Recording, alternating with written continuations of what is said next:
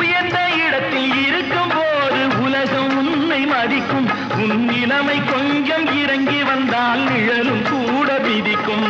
மதியாதார் தலைவாசல் மிதிக்காதே என்று மானமுள்ள மனிதனுக்கு அவ்வை சொன்னது. அது அவ்வை சொன்னது, அதில் அர்த்தம் உள்ளது. பரமசிவன் கழுத்தில் இருந்து பாம்பு கேட்டது, கருடா சௌக்கியமா? யாரும் இருக்கும் இடத்தில்